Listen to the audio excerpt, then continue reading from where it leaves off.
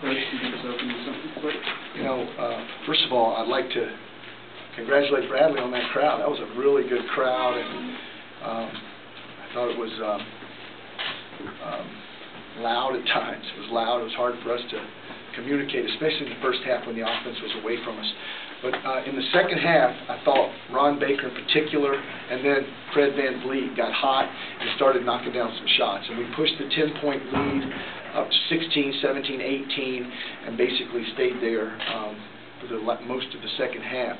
But they made a little run to cut it to 13 and had a three-point shot in the air to cut it to 10, and it was getting a little nerve-wracking, but we got to stop, and I don't forget what happened. I think we got a post up and a dunk, but I'm pleased to win. I mean, when you can win by 20 on the road against Bradley, it's you'll take it any time.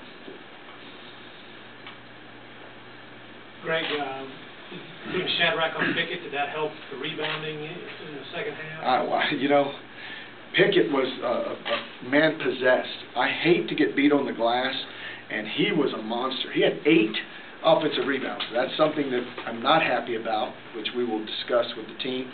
But credit to him. He just kind of beasted us a little bit in there, and that's something that we've got to address and get better at. But credit him.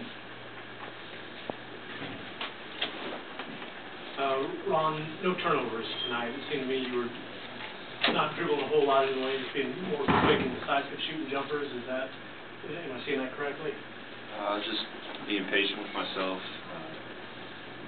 kind of going into situations that have good outcomes as far as going into the lane, kicking it to Fred for a 3, for example. Wasn't making myself feel pressured at times. Just playing with what the defense gives you. Just kind of a basketball player mentality that I need to start playing with. Greg, you pulled away with a 3-point shot. Was that just a matter of what the defense was giving you, or how would you describe that? Yeah, it was tough inside when you were driving. There were people meeting at the rim, and I remember one tremendous block shot early in the game that Bradley had. So there was some resistance at the rim. They had 6 block shot. They had 1 block shot. That must have been the first one. I just thought that's what, as we were coming off those ball screens, it was pretty good physical ball screens, and Fred in particular, and Ron had a couple of set plays. We called his number, and he just knocked it down, and I wanted to do that more. When he's open and in rhythm, I don't want him even thinking about passing. Coach, you talked about the environment. How does that help you in the future, moving on to the tournament in St. Louis and in the future? Well, to be honest with you, that's been kind of what we've been experiencing. But this was as big. They have 10,000, so they've got a big place here in the Civic Center, and but we've been getting some big crowds, and our guys are used to it. So I hope that it will carry over, because I hope that there's a lot of Shocker fans in St. Louis. I know there'll be a lot of Shocker fans on Saturday. So if you want to come to the game, it's too late unless you have a trespass. There's no tickets at all. Greg, what was their theme for number 30?